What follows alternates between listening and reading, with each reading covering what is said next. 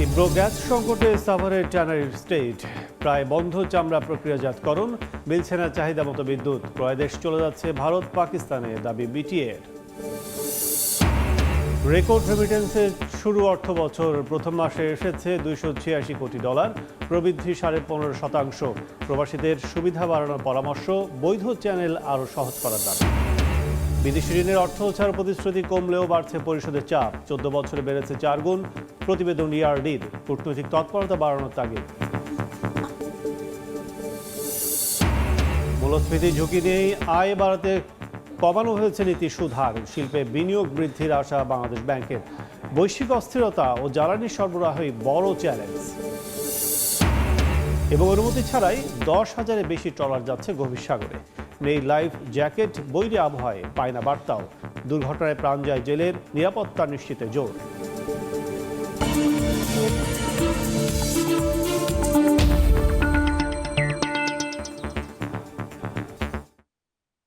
দেখছিলেন শিরোনাম। আমন্ত্রণ জানাচ্ছি দেশ ও দেশের বাইরের অর্থ বাণিজ্যে নানা খবর নিয়ে আমাদের নিয়মিত আয়োজন এ সময়ের বাণিজ্যে। আপনাদের সঙ্গে আছি আমি কাজল আব্দুল্লাহ। গ্যাস সংকটে শূন্যের কাছাকাছি পৌঁছে গেছে কাঁচা চামড়া প্রক্রিয়াজাতকরণ কার্যক্রম। মিলছে না নিরবিচ্ছিন্ন বিদ্যুৎ সরবরাহ। সময় মতো কাজ শেষ করতে না পারায় ক্রয় দেশ চলে যাচ্ছে ভারত পাকিস্তানে। এমন দাবি করে রফতানি বাজার ধরে রাখতে সরকারের হস্তক্ষেপ চান ট্যানারি মালিকদের সংগঠন বিটিএ। এমএস আরেফিনের রিপোর্ট। নিভু নিভু করে চলছে চামড়া প্রক্রিয়াজাত করতে দরকারি ব্রয়লারের আগুন। একই দশায় পড়েছে ভ্যাকুয়াম মেশিনও। গ্যাসের এমন তীব্র সংকটে বন্ধ হয়ে গেছে 75% কাজ, বাকিটা চলছে সনাতন পদ্ধতিতে। সেখানেও ভোগাচ্ছে ডাইংয়ে গ্যাসের প্রায় নেই পরিমাপের সরবরাহ। কোরবানির ঈদ পরবর্তী 3 মাস পিক সিজন বলা হলেও এভাবেই কর্মযোগ্য চলছে সাভারের ট্যানারি শিল্পনগরীতে। দিনের বেশিরভাগ সময়ে শুয়ে বসে কাটছে শ্রমিকদের। 1500 পিস কাজ করতে পারি আমরা সাধারণত।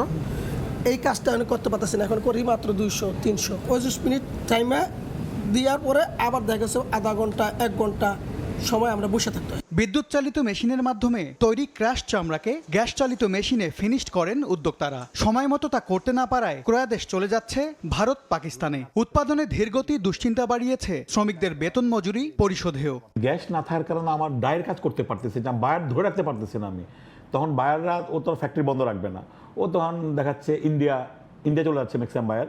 ইন্ডিয়া, পাকিস্তান ওই দেশে মুভমেন্ট করতেছে। ওয়ার্কারকে প্রতি মাসে স্যালারি দেওয়া বা আনুষঙ্গিক যে কস্টগুলো সেটা আমি সার্ভ করতে পারতেছি না। বাংলাদেশ ট্যানার্স অ্যাসোসিয়েশন বিটিএ বলছে চামড়া প্রক্রিয়াজাতকরণের 50% কাজ গ্যাস নির্ভর, অথচ গ্যাস মিলছে চাহিদার মাত্র 10 থেকে 15%। এমন অবস্থা চলমান থাকলে রপ্তানির লক্ষ্য পূরণ হবে না বলে হিসাব সংগঠনটির। 50% আমাদের যে মেশিনারিজ আছে এখানে আমাদের গ্যাসের ব্যবহার অনিবার্য, আর বাকি 50% আমরা বিদ্যুৎ দিয়ে চালাইতে পারি। আমাদের যে লক্ষ্যমাত্রা রপ্তানির সেটা কিন্তু দারুণভাবে ব্যাহত হবে এই গ্যাস সংকটের কারণে। বর্তমানে চামড়া শিল্প থেকে বার্ষিক আয় $1 বিলিয়ন ঘুরপাক করলেও 2030 সালের মধ্যে এই খাত থেকে 10 বিলিয়ন আয় করতে চায় সরকার। তবে নিরবচ্ছিন্ন জ্বালানি সরবরাহ আর অকার্যকর সিইটিপিকে এই পরিকল্পনার পথে বড় বাধা হিসেবে দেখছেন খাত সংশ্লিষ্টরা।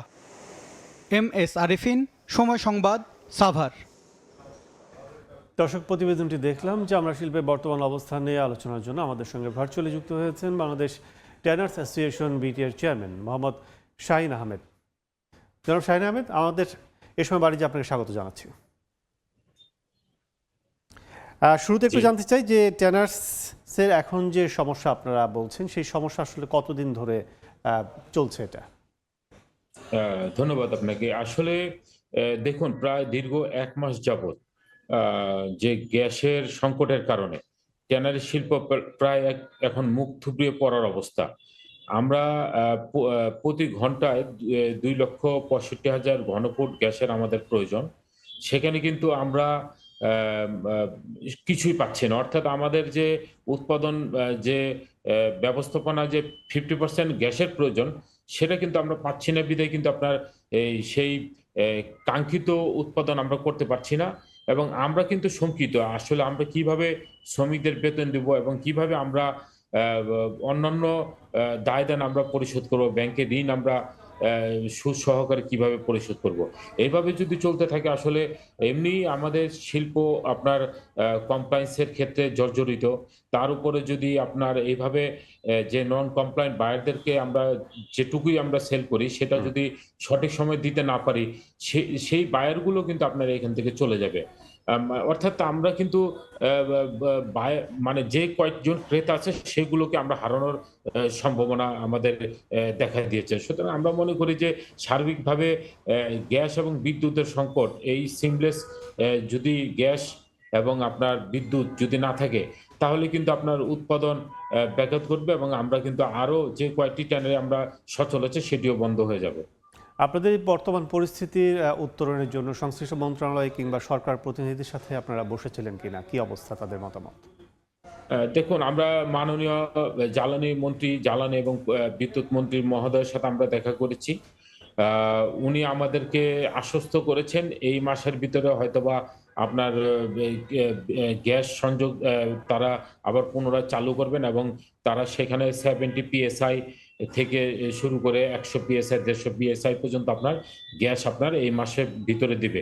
তবে আমরা এখনো দেখতে পাচ্ছি না, কিন্তু এর ইতিমধ্যে কিন্তু 1 মাস অতিবাহিত হয়ে গেছে যে আমাদের যে উৎপাদন ব্যাঘাত ঘটেছে সেটা কিভাবে আমরা পূরণ করব সেটা নিয়ে আমরা কিন্তু চিন্তিত। সুতরাং আমরা সার্বিকভাবে বিবেচনা করলে আসলে চামড়া শিল্পের কঠিন একটা সময় পার করছে। সুতরাং আমি মনে করি যে সরকারের উচিত অন্ততপক্ষে অন্যান্য সেক্টর থেকে কিছুটা রেশনাল হয়ে করে দিয়ে হলেও আমাদেরকে গ্যাসটা দেওয়া, কারণ এটা প্যারিশেবল আইটেম। এটা যদি আমরা সঠিক সময়ে উৎপাদন না করতে পারি তাহলে কিন্তু এগুলো পচে যাবে। তার উপরে যে আমাদের গত জুন মাসে যে কুরবানি গেল সেখানে কিন্তু আমাদের অনেক চামড়া আমরা সংগ্রহ করেছি, প্রায় 70-80 লক্ষ পিস আমরা চামড়া সংগ্রহ করেছি। এই চামড়া যদি আমরা সঠিক সময়ে উৎপাদন না করতে পারি তাহলে কিন্তু এটাও নষ্ট হয়ে যাবে। সুতরাং সবকিছু মিলিয়ে কিন্তু আসলে আমরা একটা চরম ঝুঁকির ভিতরে আছি। বহির্বিশ্বে একটি সরবরাহ সংকট তো আছেই, সেক্ষেত্রে দেশেও আমাদের অভ্যন্তরীণ সংকট দেখা দিয়েছে সব খাতেই। সেক্ষেত্রে আপনারা বিকল্প কি ভাবছেন? এ খাতের তো সবচেয়ে পুরোধা, আপনারা অনেক দিন ধরে কাজ করছেন, বিকল্প কি ভাবছেন? দেখুন বিকল্প আসলে আমাদের বন্ধু রাষ্ট্র আছে, যেমন বিশেষত আমি যদি ফিলিপাইনের উদাহরণ দিই, ফিলিপাইন কিন্তু জাপান থেকে আপনার যে সময় এই সংকট দেখা দিল তারা কিন্তু জাপানের যে রিজার্ভ আছে সেখান থেকে কিন্তু আপনি এলএনজি এবং তেল আপনার নিয়েছে। আমরা যদি জাপান সরকারের কাছে আমরা এটা সাহায্য চাই তাহলে কিন্তু আমরা জাপানের থেকে কিন্তু দ্রুত আমরা এলএনজি আমরা নিয়ে আসতে পারি এবং এই জাপান সরকার আমাদের ব্যাপারে খুবই আন্তরিক এবং পাশাপাশি মালয়েশিয়ার মাননীয় প্রধানমন্ত্রী কথা বলেছেন দ্রুত আপনার এলএনজি আনার জন্য, সেটার ব্যাপারে আপনার প্রয়োজনীয় ব্যবস্থা গ্রহণ করে। যদিও মন্ত্রী বলেছেন যে ভোলা গ্যাস ফিল্ড থেকে আপনার এলএনজি করে নিয়ে এসে আপনার এটা প্লাগিং এর মাধ্যমে আপনার গ্যাসগুলো সরবরাহ করবে। তবে আমি মনে করি এটা একটা দীর্ঘ প্রক্রিয়া, এইটা আপনার সময় সাপেক্ষ 1 বছরও হয়তো লাগতে পারে। তো আমরা মনে করি যে আসলে সরকারের এই যে আমরা যে শিল্পগুলো ক্ষতিগ্রস্ত হচ্ছে তাদের ব্যাপারে চিন্তা করা এবং সাবসিডাইজ দেওয়া এবং আপনার ব্যাংকের সুদ আপনার কমিয়ে আনা, না হলে কিন্তু আপনার কোনো শিল্পই আপনার টিকে থাকবে না। নট অনলি আপনার চামড়া শিল্প, আপনার অন্যান্য শিল্পেও কিন্তু এটা একটা ব্যাপক প্রভাব আপনার পড়ছে। সুতরাং আমি মনে করি যে যদি শিল্প বাঁচিয়ে রাখতে হয় সরকারের আপনার অন্যান্য দেশের থেকে আপনার এই সহযোগিতা চাওয়া উচিত, যে এলএনজি এবং তেলের ক্ষেত্রে যে সরবরাহ ব্যবস্থাপনা এবং জ্বালানি নিরাপত্তার কথা বলি। আসলে জ্বালানি নিরাপত্তা এখন আমাদের এটা হলো কি আগামীর আপনার প্ল্যান, সেই প্ল্যান অনুযায়ী আপনার জ্বালানি নিরাপত্তার জন্য আমরা অন্ততপক্ষে 6 মাস যাতে আমার এলএনজি এবং গ্যাস মজুদ থাকে এবং পাশাপাশি আমাদের যে অভ্যন্তরীণ যে গ্যাস ফিল্ডগুলো আছে যেখানে আপনার গ্যাস পাওয়ার সুযোগ আছে সেখানে আপনার সেই কূপগুলো খনন করা। আপনারা জানেন যে দীর্ঘ 15-16 বছর কিন্তু কোনো কূপই খনন হয়নি দেশে। সুতরাং আমাদের যে গ্যাসের মজুদ আছে অর্থাৎ আপনার যে অফশোর বলেন বা অনশোর বলেন সেগুলোতে এক্সপ্লোর করে আমাদের এই গ্যাস ফিল্ডগুলো থেকে গ্যাস সরবরাহ ব্যবস্থাপনা করা। সেক্ষেত্রে আপনাদের ট্যানারিতে এখন কত শতাংশ গ্যাস কিংবা এলএনজি এরকম ব্যবহার হয়?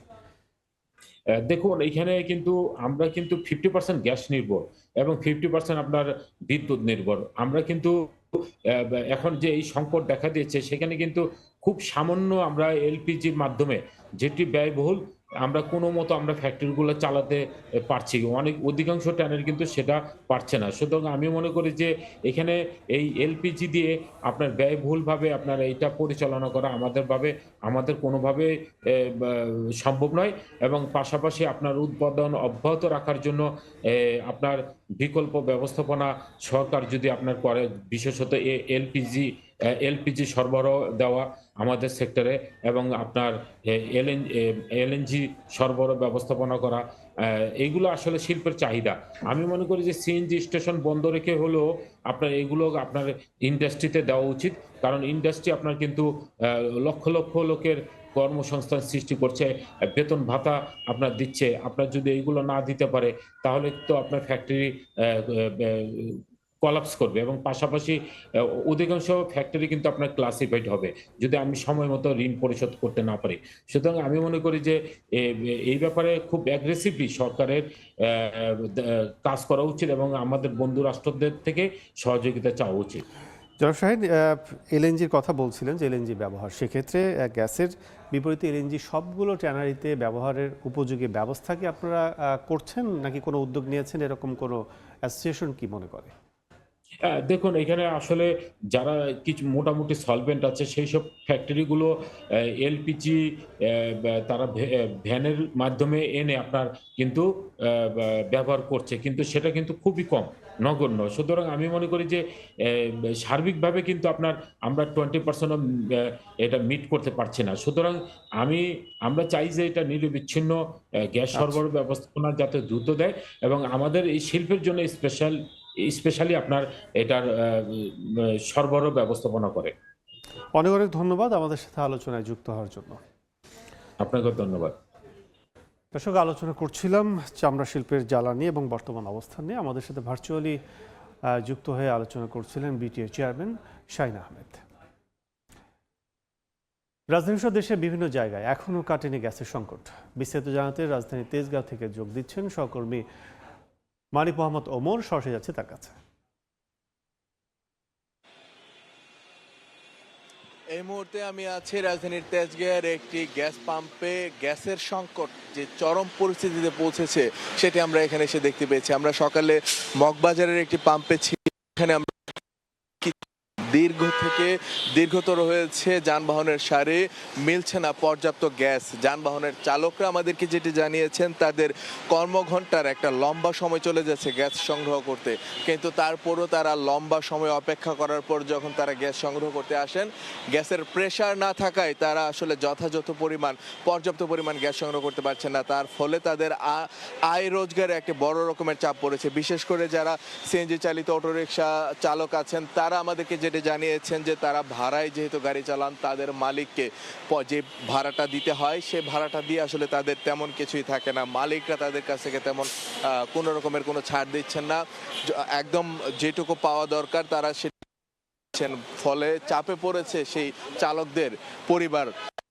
এই ফলে যাত্রীদেরও আসলে তৈরি হয়েছে, তারা পর্যাপ্ত পরিমাণ গাড়ি পাচ্ছেন না। আগে চাইলে তারা পাচ্ছেন না, কারণ গ্যাস সবগুলো গাড়ি একসঙ্গে চলাচল করতে পারছেন না। যাদের গ্যাস আছে তারা গ্যাস সংগ্রহ করতে না পারায় তারা আসলে যেই পরিস্থিতিটার সম্মুখীন হয়েছে সেই ভোগান্তির শিকার সাধারণ যাত্রীরাও। আমরা যে সংকটের কথা শুনেছি যে মহেশখালীতে যে টার্মিনালে যে দুর্ঘটনা হয়েছে, সেই দুর্ঘটনার জের আসলে এখন পর্যন্ত শেষ হয় নাই, এবং এই পরিস্থিতি কতদিন চলবে চালকরা জানেন না। তারা এই পরিস্থিতি থেকে দ্রুত উন্নতি চান। এই ছিল আমার কাছে তেজগাঁ থেকে সবশেষ। গ্যাস সংকটে বিস্তারিত জানতে এতক্ষণ সরাসরি ছিলাম রাজধানীর তেজগাঁয়ে। দুদিন বন্ধ থাকার পর দিনাজপুর বড়পুকুরিয়া তাপবিদ্যুৎ কেন্দ্রের 1 নং ইউনিটের উৎপাদন শুরু হয়েছে। বড়পুকুরিয়া তাপবিদ্যুৎ কেন্দ্রের প্রধান প্রকৌশলী আবু বকর সিদ্দিক জানান, শনিবার ভোরে 1 নং ইউনিটে যান্ত্রিক ত্রুটি দেখা দিলে উৎপাদন বন্ধ করে রাখা হয়। রোববার মধ্যরাতে পুনরায় ইউনিটটি চালু করা হয়। রাত থেকেই 55 মেগাওয়াট বিদ্যুৎ জাতীয় গ্রিডে যুক্ত হচ্ছে। এই কেন্দ্রের 3টি ইউনিটের মধ্যে বর্তমানে 2টি চালু আছে, আর 2 নং ইউনিটটি 2020 সাল থেকে বন্ধ রয়েছে।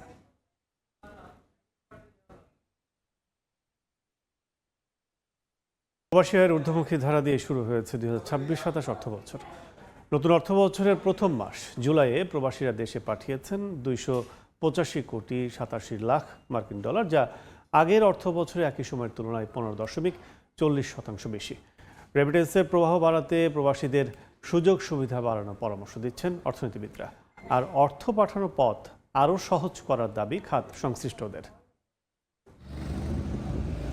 2025-26-এর পুরো অর্থবছর জুড়েই রেমিটেন্স প্রবাহে ছিল উল্লেখযোগ্য উল্লম্ফন। প্রবাসী আয়ের ঊর্ধ্বমুখী ধারা দিয়েই শুরু হয়েছে 2026-27 অর্থবছরও। বাংলাদেশ ব্যাংকের রোববারে প্রকাশিত মাসিক রেমিটেন্স তথ্য অনুযায়ী অর্থবছরের প্রথম মাস জুলাইয়ে প্রবাসীরা দেশে পাঠিয়েছেন 285 কোটি 87 লাখ মার্কিন ডলার, যা গত বছরের একই সময় ছিল 247 কোটি 79 লাখ ডলার, যা 15.40% বেশি। এর উপর নির্ভর করে BPM-6 অনুযায়ী রিজার্ভ ছাড়িয়েছে 31.65 বিলিয়ন মার্কিন ডলার। এখনো আছে ইনফর্মাল চ্যানেল, তো সেইটাকে আইডেন্টিফাই করে সেটা কাছ থেকে দূরে থাকতে হবে এবং পুরো এই যে রেমিটেন্সের যে চ্যানেল, এখানে যারা যারা আমাদের কর্মী আছেন বিদেশে, তাদের কীভাবে আরও এনকারেজ করা যায়, তো সেটা একটু এনশিওর করতে হবে। তো সেখানে তাদের জন্য সুবিধা দিতে হবে, বিশেষ করে মানে সুবিধা পেলেই তো মানুষ কাজ করে। বৈধ পথে রেমিটেন্স পাঠানোর সুযোগ সুবিধা সম্প্রসারণ এই গতিকে আরও ত্বরান্বিত করবে বলে মত খাত সংশ্লিষ্টদের। রেমিটেন্স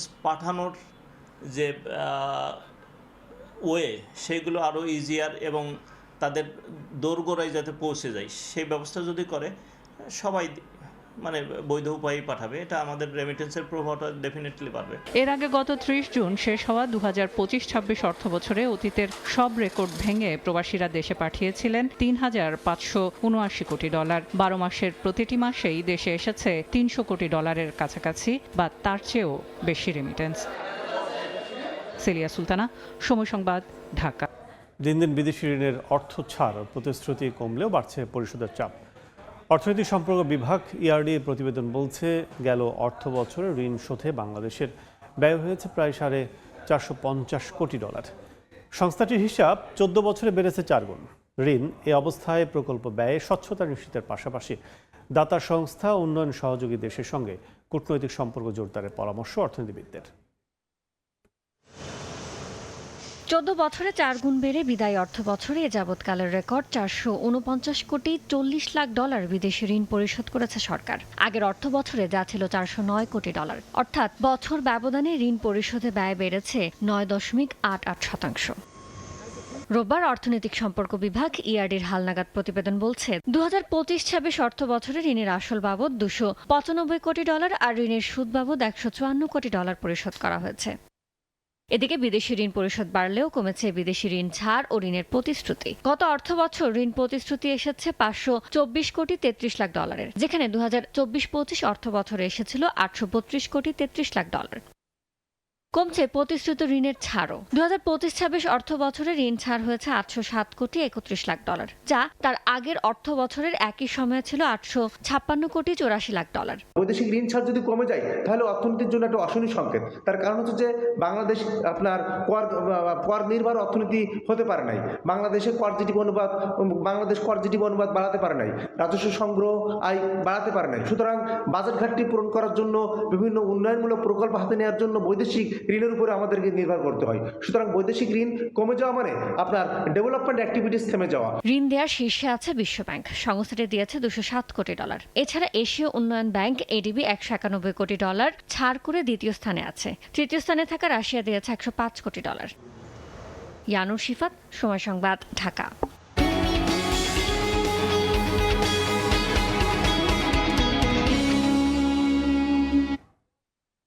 মূল্যস্ফীতির ঝুঁকি থাকলেও মানুষের কর্মসংস্থান ও আয়ের উৎস সৃষ্টি করতেই কমানো হয়েছে নীতি সুদহার। বাংলাদেশ ব্যাংক জানিয়েছে, ঋণের সুদের হার কমানোর ফলে শিল্প খাতে ঋণ প্রবাহ বাড়বে, উৎপাদনে গতিশীলতা ফেরাবে নতুন কর্মসংস্থান।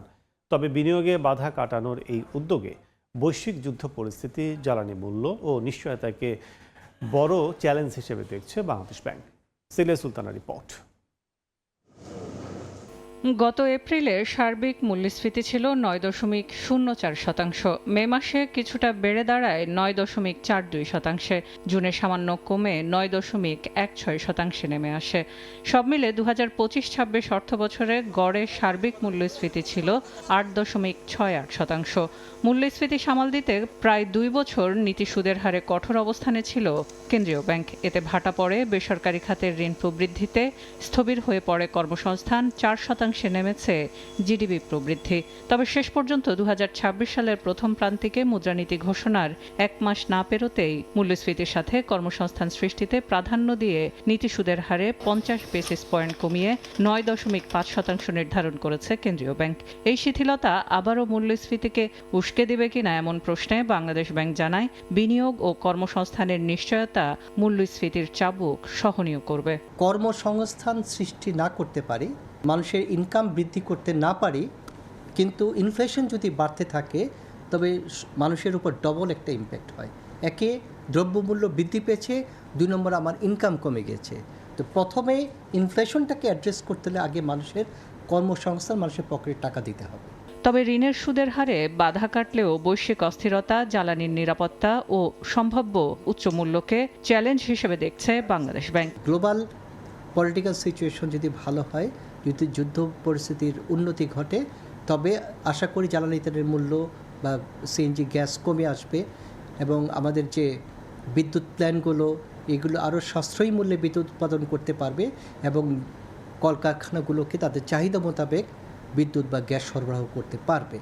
বন্ধ কারখানা চালু ও বিনিয়োগের সব ধরনের বাধা কাটানোর উদ্দেশ্যে মূল্যস্ফীতি, বৈশ্বিক অর্থনৈতিক পরিস্থিতি, বেসরকারি খাতে ঋণ প্রবাহ, বিনিয়োগ ও কর্মসংস্থানের সার্বিক অবস্থা বিবেচনায় নেওয়া হয় মনিটরি পলিসি সভায়, জানায় বাংলাদেশ ব্যাংক। সেলিয়া সুলতানা, সময় সংবাদ। জুলাই প্রসঙ্গ। জাতীয় প্রেস ক্লাবে জুলাই গণ অভ্যুত্থান দ্বিতীয় বর্ষপূর্তি উপলক্ষে আলোচনা সভায় বক্তব্য রাখছেন তথ্য সম্প্রচার মন্ত্রী জহিরউদ্দিন স্বপন। সরাসরি যাচ্ছি সেখানে। বাংলাদেশকে অগ্রাধিকারের ভিত্তিতে দাঁড় করানোর আমাদের উপরে দায়িত্ব পড়েছে এত বিশাল জনগোষ্ঠীর ক্রমবর্ধমান শিক্ষিত বেকারদের জন্য কর্মসংস্থান সৃষ্টি করার।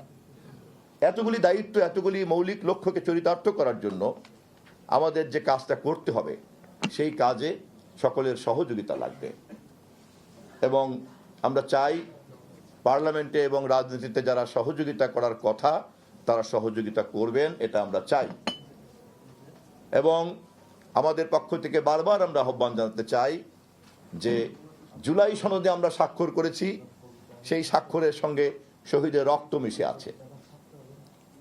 জুলাই সনদের প্রত্যেকটি অক্ষরকে আমাদের সরকার বাস্তবায়ন করতে চায়। পার্লামেন্টে আমাদের সংসদ নেতা, আমাদের দলের মহাসচিব সহ সব নেতারা বারবার এই কথা আমরা বলেছি এবং এই সকল কিছুই করতে হবে জনগণের নির্বাচিত পার্লামেন্টের মাধ্যমে। এর বাইরে এই লক্ষ্য অর্জন করার আর কোনো সাংবিধানিক নিয়মতান্ত্রিক কোনো মঞ্চ আমাদের কাছে নাই। আমরা ধীরে ধীরে সেই পথে এগিয়ে যাচ্ছি এবং এই কাজ দেখছেন এই সময় বাণিজ্য। খাদ্যবান্ধব কর্মসূচির আওতায় 55 লাখ কার্ডধারীর মাঝে 15 টাকা কেজি দরে চাল বিতরণ কার্যক্রম শুরু করেছে সরকার। খাদ্য মন্ত্রণালয় জানিয়েছে চলতি আগস্ট থেকে নভেম্বর ও আগামী মার্চ এপ্রিল 6 মাস এই কার্যক্রম চলবে। একই সঙ্গে বাজার স্থিতিশীল রাখতে OMS কার্যক্রমও অব্যাহত রেখেছে সরকার।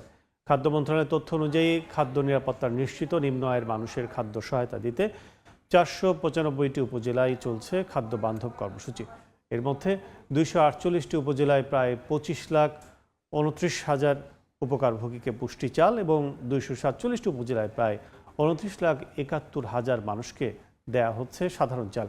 এদিকে সারা দেশে 1108টি কেন্দ্রের মাধ্যমে OMS চাল ও আটা বিক্রি অব্যাহত রয়েছে।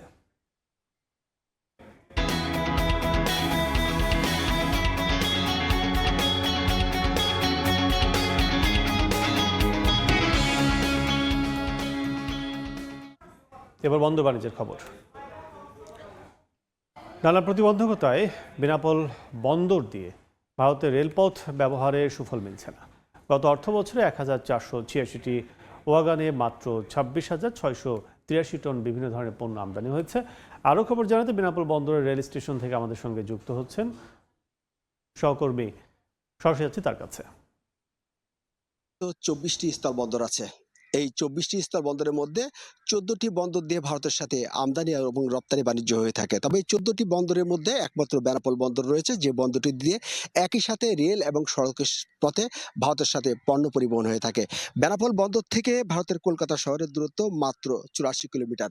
যোগাযোগ ব্যবস্থা সহজ হয় বেনাপোল এই রেলপথ ব্যবহার করে আমদানি এবং রপ্তানি বাণিজ্যে ব্যাপক চাহিদা রয়েছে ব্যবসায়ীদের মাঝে। তবে এই রেলপথের দুর্বল অবকাঠামো বাণিজ্য সম্প্রসারণে বড় বাধা হয়ে দাঁড়িয়েছে। সুযোগ সুবিধা বঞ্চিত হয়ে এই রেলপথ ব্যবহারকারী আমদানিকারকরা বেনাপোল বন্দর থেকে চলে যাওয়ায় কিন্তু বাণিজ্যে বড় ধরনের ঘাটতি তৈরি হয়েছে। তথ্য বলছে 2023-24 অর্থ বছরে বেনাপোল বন্দর দিয়ে রেলপথে আমদানি পরিমাণ ছিল 41,000 মেট্রিক টন, আর 2024-25 অর্থ বছরে আমদানি কমে এসে দাঁড়ায় 15,200 মেট্রিক টনে। আর সর্বশেষ এই 25-26 অর্থ বছরে কিন্তু এই আমদানি পরিমাণ হয়েছে মাত্র 26,347 মেট্রিক টন।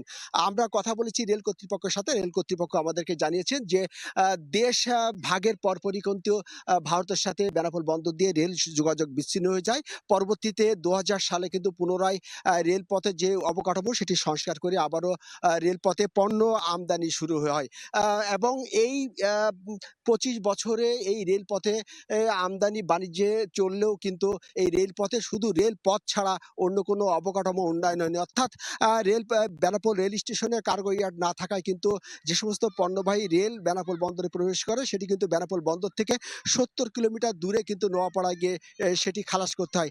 এক্ষেত্রে কিন্তু ব্যবসায়ীদের অর্থনৈতিক ক্ষতির কারণে কিন্তু তারা এই বেনাপোল রেলপথ ব্যবহার করা বন্ধ করে দিয়েছেন। আমরা কথা বলেছি রেল কর্তৃপক্ষের সাথে, তারা আমাদেরকে জানিয়েছেন যে রেলপথে বাণিজ্য বৃদ্ধি করার জন্য তারা ইতিমধ্যে কিছু অবকাঠামো কাজ শুরু করেছেন। তো এই ছিল বেনাপোল স্থল বন্দরে রেলপথে বাণিজ্য নিয়ে সর্বশেষ। রেলপথ বাণিজ্যের সব সিদ্ধান্তে এখন সরাসরি ছিলাম স্থলবন্দর বেনাপোলে।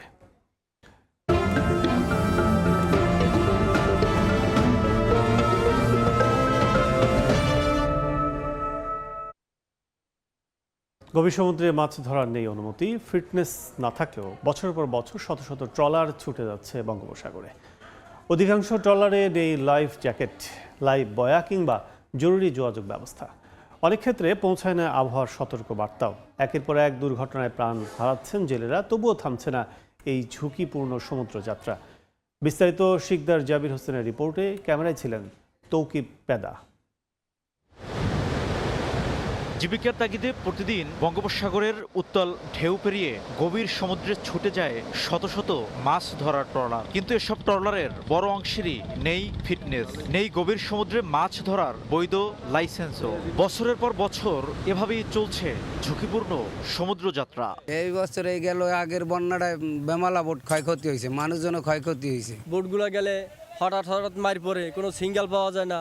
প্রায় ঝড় কিংবা দুর্যোগের ঘটনার শিকার হচ্ছে মাছ ধরার ট্রলার। গত এক মাসেই বঙ্গোপসাগরে ঝড়ের কবলে পড়ে ডুবে গেছে অন্তত 10টি মাছ ধরার ট্রলার। এতে 50 জনের বেশি জেলে নিখোঁজ হন। আসমান অবস্থায় আমরা থাকি, এরকম কিছু দেয় না কোম্পানির। আমারও কোনো জ্যাকেট নাই, কোনো কিছু নাই। সমুদ্রে জেলেদের প্রাণহানির ঝুঁকি কমাতে আধুনিক নৌ নিরাপত্তা ব্যবস্থা, স্যাটেলাইট ভিত্তিক যোগাযোগ এবং আবহাওয়ার সতর্ক বার্তা দ্রুত পৌঁছে দেওয়ার কার্যকর ব্যবস্থা গ্রহণ করা জরুরি বলে মনে করছেন বিশেষজ্ঞরা। এই জন্য সরকারের উচিত হলো এদেরকে পর্যাপ্ত নৌ নিরাপত্তা ব্যবস্থার আওতায় নিয়ে আসা। মৎস্য বিভাগ বলছে 10 থেকে 40 মিটার গভীরতার সামুদ্রিক এলাকায় মাছ শিকারের জন্য জেলে ট্রলার পরিচালনার নির্দেশনা রয়েছে। যারা আমাদের মাছ ধরার অনুমতিপত্র ব্যতিরেকে মাছ ধরতে যায় তাদের বিরুদ্ধে আমাদের অভিযান অব্যাহত আছে এবং আমরা তাদেরকে আইনের আওতায় আনছি। মৎস্য বিভাগের তথ্য অনুযায়ী জেলায় মাত্র 1000 জেলে ট্রলারের সমুদ্রে মাছ ধরার অনুমতিপত্র রয়েছে, অথচ বাস্তবে 10,000-এর বেশি ট্রলার সমুদ্রে যাচ্ছে। বিরাট এই জনগোষ্ঠীর জীবনের নিরাপত্তায় আজও নেওয়া হয়নি কার্যকর কোনো ব্যবস্থা। শিকদার জাবির হোসেন, সময় সংবাদ, পটুয়াখালী। কর্পোরেট একাডেমির উদ্যোগে ঢাকা বিশ্ববিদ্যালয়ের সিনেট ভবনে অনুষ্ঠিত হয়েছে Bangladesh post budget summit 2026, driven by Toyota Bangladesh limited. জাতীয় বাজেট 2026-27-এর কার্যকর বাস্তবায়ন, রাজস্ব খাতের সংস্কার এবং আরও ব্যবসা বান্ধব নীতি পরিবেশ গড়ে তোলার লক্ষ্যে আয়োজিত সামিটে দেশের জ্যেষ্ঠ সরকারি কর্মকর্তা, অর্থনীতিবিদ, আয়কর, ভ্যাট ও কাস্টমস বিশেষজ্ঞ, কর্পোরেট নেতৃবৃন্দ, উদ্যোক্তা, আইনজীবী এবং বিভিন্ন খাতের পেশাজীবীরা অংশ নেন। ফ্রম পলিসি টু প্র্যাকটিস প্রতিবাদে আয়োজিত এ সামিটে 400-র বেশি কর্পোরেট পেশাজীবী, উদ্যোক্তা, ব্যবসায়ী, আইনজীবী এবং আয়কর ও ভ্যাট সংশ্লিষ্ট পেশাজীবী উপস্থিত ছিলেন। সামিটে প্রধান অতিথি হিসেবে উপস্থিত ছিলেন প্রধানমন্ত্রীর অর্থ উপদেষ্টা ডক্টর রাশেদ আল মাহমুদ তিতুমির।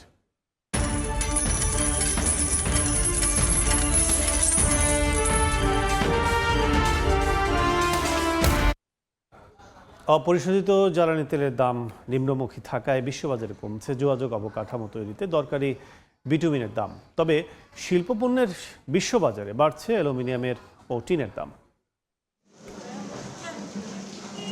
অপরিশোধিত তেলের নিম্নমুখী দাম ও অবকাঠামো খাতে দুর্বল চাহিদা থাকে বিশ্ববাজারে কমছে যোগাযোগ অবকাঠামো তৈরিতে দরকারি বিটুমিনের দাম। সপ্তাহ ব্যবধানে দাম 4.33% কমে টন প্রতি নেমেছে $585। মার্কিন ডলারের মান বৃদ্ধির পাশাপাশি চীনের উৎপাদন খাতে চাহিদা কমে যাওয়ায় সপ্তাহ ব্যবধানে লিডের দাম 1.17% কমে টন প্রতি দাঁড়িয়েছে $1,880। মাস ব্যবধানে কমেছে 0.34%। জ্বালানি তেলের দাম বাড়ার পাশাপাশি অ্যালুমিনিয়ামের চাহিদা বাড়ায় সপ্তাহ ব্যবধানে দাম টন প্রতি 0.94% বেড়ে হয়েছে $3,194। তবে মাস ব্যবধানে বেড়েছে 3.14%। কম মজুতের বিপরীতে সরবরাহ ঝুঁকি থাকায় সপ্তাহ ব্যবধানে টিনের দাম 3.10% বেড়ে টন প্রতি $54,974 হয়েছে। মাস ব্যবধানে বেড়েছে 6.48%। ইয়ানুর শিফাত, সময় সংবাদ। দেখছেন এই সময় বাণিজ্য। দর্শক, এ পর্যায়ে জানাবো পুঁজিবাজারের খবর। বিস্তারিত জানাতে চলে যাচ্ছি ঢাকা স্টক এক্সচেঞ্জ ডিএসসির ওয়েবসাইটে। আবার শুরুতে যদি বলি যে সেটি হচ্ছে যে আজকে কার্যক্রম শুরুর পর দুটি সূচক আমরা দেখেছিলাম যে ঊর্ধ্বমুখী, ডিএসসি এস এবং ডিএসসি 13। আবার এখন আমরা দেখছি যে সবশেষ অবস্থান করছে কিন্তু নিম্নমুখী প্রবণতায় তিনটি সূচকে। সেক্ষেত্রে 1 পয়েন্ট হারিয়েছে ডিএসসি প্রধান সূচক, ডিএসসি এক্স অবস্থান করছে 5,893 পয়েন্টে। এছাড়া ডিএসসির সরিয়ার সূচক 3 পয়েন্ট হারিয়েছে, অবস্থান করছে 1,189 পয়েন্টে। এছাড়া 2,205 পয়েন্টে ডিএসসির বিশেষায়িত সূচক ডিএসসি 13 অবস্থান করছে, হারিয়েছে 7 পয়েন্ট গতকালের তুলনায়। এছাড়া এখন পর্যন্ত 1,22,911 বার শেয়ার হাত বদল হয়েছে, যার বাজার মূল্য আমরা দেখছি 549 কোটি 18 লাখ টাকা। এখন পর্যন্ত 191টি প্রতিষ্ঠানের শেয়ারের দর বৃদ্ধি পেয়েছে, 131টি শেয়ারের দর কিন্তু নিম্নমুখী অবস্থায় রয়েছে। এছাড়া অপরিবর্তিত অবস্থায় দেখছি আমরা 68টি শেয়ার প্রতিষ্ঠানের মূল্য। গতকালের যদি একটু বলি সেটি হচ্ছে যে নিম্নমুখী প্রবণতায় কিন্তু দুটি সূচকের মধ্যে কিন্তু কার্যক্রম শেষ করে ডিএসসি, অর্থাৎ সপ্তাহের প্রথম কার্যদিবস ছিল গতকাল, আজকে কিন্তু দ্বিতীয় কার্যদিবস এবং সেই ধারাবাহিক কিন্তু আজকে কিন্তু আমরা দেখছি যে খুব বেশি কিন্তু আশানুরূপ কিছু আমরা দেখছি না, যে তিনটি সূচকের কিন্তু এখন পর্যন্ত আমরা নিম্নমুখী অবস্থানে দেখছি। তো টপ শীর্ষ যে প্রতিষ্ঠানে রয়েছে, শীর্ষ প্রতিষ্ঠানের শুরুতে একটু জানাতে চাই সেটি হচ্ছে যে মন্নু ফেব্রিক্স প্রতিষ্ঠানটি শীর্ষে 1 নম্বরে রয়েছে টপ 20-র মধ্যে। 24 টাকা 70 পয়সা দরে প্রতিটি শেয়ার বিক্রি হচ্ছে, যার সর্বোচ্চ মূল্য আমরা দেখছি 25 টাকা 40 পয়সা ছিল। সর্বনিম্ন দেখছি প্রতিষ্ঠানটির শেয়ারের দর 23 টাকা 50 পয়সা। গতকাল কিন্তু সবশেষ বিক্রি হয়েছে 23 টাকা 30 পয়সা দরে। 2 নম্বর অবস্থানে দেখছি আমরা এসিআই ফর্মুলেশন পিএলসি প্রতিষ্ঠানটির শেয়ারের দর এখন পর্যন্ত 181 টাকা 80 পয়সা বিক্রি হচ্ছে। সর্বোচ্চ ছিল 183 টাকা 50 পয়সা, যদিও সর্বনিম্ন দেখছি আমরা 179 টাকা 30 পয়সা। সেক্ষেত্রে বলা চলে যে কিছুটা হলো শেয়ারের দাম কিন্তু বেড়েছে প্রতিষ্ঠানটির। এছাড়া গতকাল কিন্তু বিক্রি হয়েছে আরও কম দামে, সেটি কিন্তু 178 টাকা 90 পয়সা ধরে প্রতিটি শেয়ার বিক্রি হয়েছে। সেই তুলনায় আজকে কিন্তু প্রায় 2.5 থেকে 3 টাকার মতো কিন্তু বাড়তি দামে বিক্রি হচ্ছে। 3 নম্বর অবস্থানে দেখছি আমরা রয়েছে ফরেস্ট নিটিং অ্যান্ড ডাইং প্রতিষ্ঠানটি, তাদের প্রতিটি শেয়ার এখন পর্যন্ত হাত বদল হচ্ছে 26 টাকা 50 পয়সা দরে, যার সর্বোচ্চ মূল্য 27 টাকা 30 পয়সা ছিল। সর্বনিম্ন দেখছি 25 টাকা 70 পয়সা, গতকাল বিক্রি হয়েছে 26 টাকা 10 পয়সা দরে। কুইন সাউথ প্রতিষ্ঠানটি 4 নম্বর অবস্থানে 19 টাকা 90 পয়সা ধরে প্রতিটি শেয়ার বিক্রি হচ্ছে, সর্বোচ্চ মূল্য দেখছি আমরা 21 টাকা 10 পয়সা ছিল। এছাড়া সর্বনিম্ন 19 টাকা 70 পয়সা, গতকাল বিক্রি হয়েছে 19 টাকা 40 পয়সা। আইপিডিসি রয়েছে 5 নম্বরে, ডোমিনেজ রয়েছে 6 এবং শাহিন টেক্স রয়েছে 7 নম্বর অবস্থানে। তো সব মিলে বলা চলে যে নিম্নমুখী প্রবণতা এখন কিন্তু সূচকের পথের মধ্যে চলছে ডিএসসি লেনদেন। আর সেক্ষেত্রে পরিস্থিতি ভালো হলে কিন্তু আশান্বিত হবে পুঁজিবাজার বিনিয়োগকারীরা। তো এই ছিল ডিএসসি সবশেষ। আলোচনা ব্যর্থ হয়, ধর্মঘটে গেছেন কানাডার দ্বিতীয় বৃহত্তম বিমান সংস্থা ওয়েস্ট জেটের প্রায় 4,500 কেবিন ক্রু। স্থানীয় সময় রোববার থেকে ধর্মঘট শুরু হয়। ইউনিয়নের দাবি, কেবিন ক্রুরা ডিউটির জন্য রিপোর্ট করার সময় থেকে ছুটি শেষ করে বের হওয়া পর্যন্ত পুরো সময়ের পারিশ্রমিক পাবেন। বর্তমানে বিমান আকাশে চলাচলের সময়ের জন্যই মূলত তাদের শুধু বেতন দেওয়া হয়। ধর্মঘটের কারণে টরন্টো পিয়ারসন আন্তর্জাতিক বিমানবন্দরে যাত্রীদের মধ্যে মিশ্র প্রতিক্রিয়া দেখা গেছে। কেউ ভোগান্তির আশঙ্কা প্রকাশ করেছেন, আবার কেউ শ্রমিকদের ন্যায্য দাবির প্রতি সমর্থন জানিয়েছেন। এর আগে সম্ভাব্য অচলাবস্থায় এড়াতে শতাধিক ফ্লাইট বাতিল করে ওয়েস্ট জেট। ফ্রান্সে প্রবাসী বাংলাদেশিদের কর্মদক্ষ হিসেবে গড়ে তুলতে প্রশিক্ষণ কর্মসূচির আয়োজন করা হয়েছে। অভিবাসীদের নিয়ে কাজ করা সংগঠন সাফ সম্পূর্ণ বিনামূল্যে এই আয়োজন করে। এমন সুযোগ পেয়ে খুশি অংশগ্রহণকারীরা। ফ্রান্স থেকে বিস্তারিত জানাচ্ছেন মোহাম্মদ লুৎফুর রহমান বাবু। ফ্রান্সে একটি চাকরি পাওয়ার জন্য অনেকের জন্যই সোনার হরিণের মতোই। বিশেষ করে নানা উপায়ে দেশ থেকে আসা নবাগত প্রবাসী বাংলাদেশিদের চাকরির জন্য পড়তে হয় সবচেয়ে বেশি বিড়ম্বনায়। ফরাসি ভাষা ও হাতে কলমে কাজ না জানা এর অন্যতম কারণ।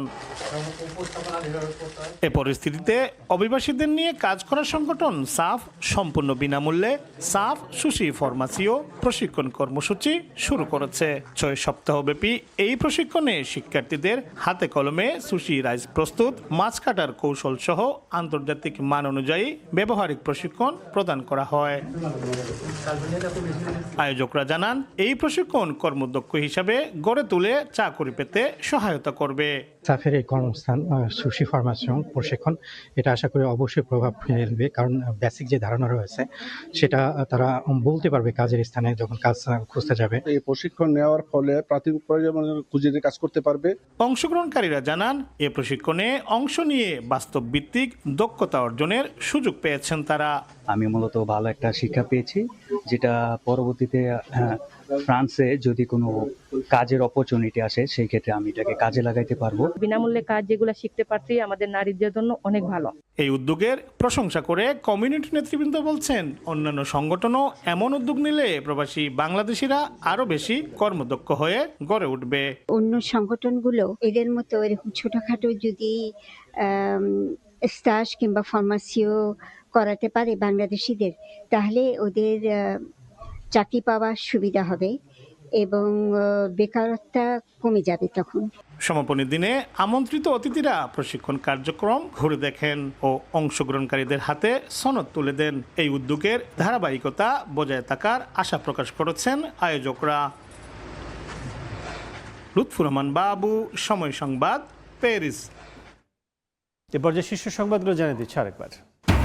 তীব্র গ্যাস সংকটে সাভারের ট্যানারি স্টেট প্রায় বন্ধ চামড়া প্রক্রিয়াজাতকরণ, মিলছে না চাহিদা মতো বিদ্যুৎ, ক্রয় দেশ চলে যাচ্ছে ভারত পাকিস্তানে, দাবি বিটিএ। রেকর্ড রেমিটেন্সের শুরু অর্থ বছর প্রথম মাসে এসেছে $286 কোটি, প্রবৃদ্ধি 15.5%। প্রবাসীদের সুবিধা বাড়ানোর পরামর্শ, বৈধ চ্যানেল আরও সহজ করার দাবি। এবং বিদেশি ঋণের অর্থ ছাড় প্রতিশ্রুতি কমলেও বাড়ছে পরিশোধের চাপ, 14 বছরে বেড়েছে 4 গুণ। প্রতিবেদন ইয়ারলি, কূটনৈতিক তৎপরতা বাড়ানোর তাগিদ।